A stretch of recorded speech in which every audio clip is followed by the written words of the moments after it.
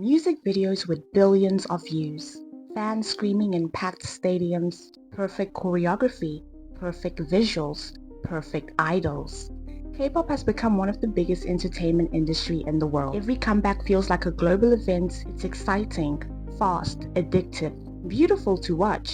The idols look flawless, the performances are insane, and the industry has mastered the art of perfection. But the more you look into it, the more you start wondering what had to happen behind the scenes to create that perfection in the first place. Because behind the glamour, the polished image, and the viral performances is a world built on pressure, control, obsession, and sacrifice.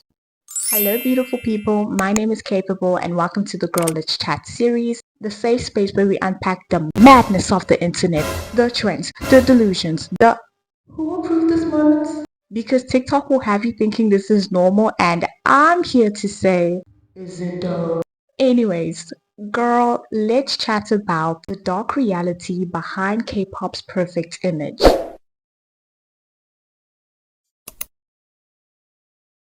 So one thing you notice immediately in K-pop is how controlled everything feels. Idols are expected to be talented in almost every category possible. Singing, dancing, rapping, languages, variety shows, social media, fan interactions, and on top of that, they're expected to look flawless all the time. The industry doesn't just sell music, it sells perfection. But perfection isn't human, and maintaining that image often comes at a cost. So before idols even debuted, many of them spend years as trainees.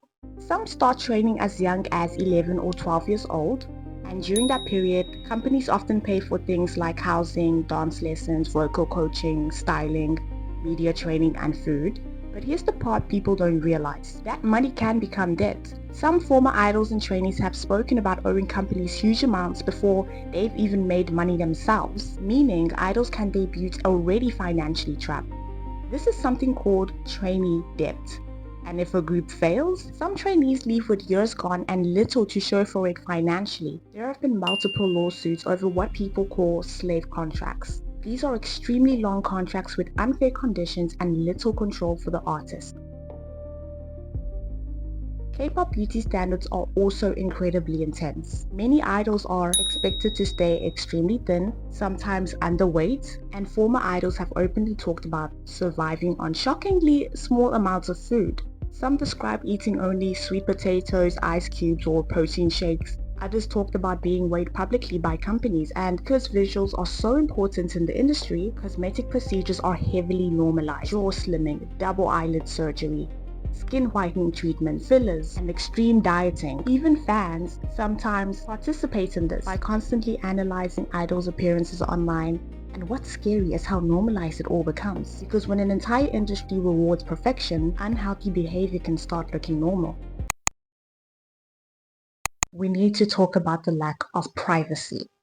Many idols are put under dating bans, especially early in their careers. Some companies believe relationships damage the fantasy being sold to fans. And this creates a strange environment where idols often have to hide basic parts of being human. But things get even darker with Sasaeng fans. I hope I pronounced that correctly. Sasaengs are obsessive stalker fans who invade idols' privacy. There have been reports of fans following idols home, buying flights information, calling them non-stop, breaking into private spaces, and even secretly photographing family members.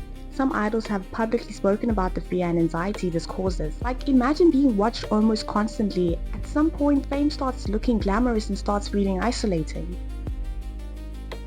Another issue that is impossible to ignore is mental health. K-pop idols live under constant public scrutiny, so every facial expression gets analyzed, every outfit gets criticized, and every mistake just starts trending online.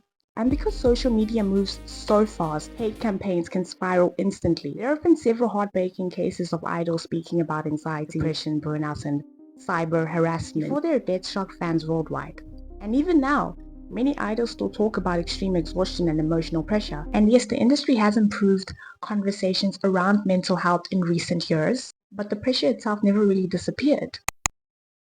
Idols have little creative control. Some idols don't choose their hairstyles, clothing, their public image, their schedules, or even parts of their personalities shown on camera. Companies often build carefully manufactured group dynamics and roles for members. Like you'll have the funny one, the shy one, the savage one, the cute one. While some of them do eventually gain more creative freedom, many start their careers with very little personal agency. Schedules can also be brutal. Sleep deprivation in K-pop is so normalized that fans sometimes joke about idols surviving on 2 hours of sleep. But when you think about it, that's just exhaustion being normalized as dedication. Part of why these conversations become difficult is because fandom culture can get defensive. Fans love their idols deeply, which makes sense. I mean, there's nothing wrong with that. But sometimes criticism of the industry gets interpreted as hate towards the idols themselves, when in reality, many idols are victims of the same system people are criticizing. Supporting artists and questioning industry practices can exist at the same time. Both things can be true.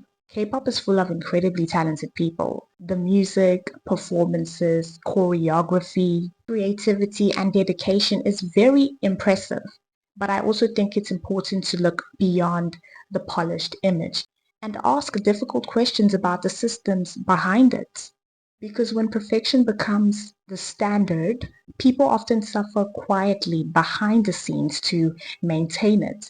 And maybe the goal shouldn't be destroying the industry or shaming idols, but creating conversations about healthier standards, better protection, and more freedom. And just also treating idols like human beings instead of products. Because behind every perfect idol is still a real person. So I want to hear from you in the comments. Can an industry built on perfection ever be truly healthy? And before you leave, I actually have a free fashion resource for you all. So it's an outfit cheat sheet and styling worksheet to just help you create better outfits from your own closet. It's linked down below. And remember, it's totally free and very helpful.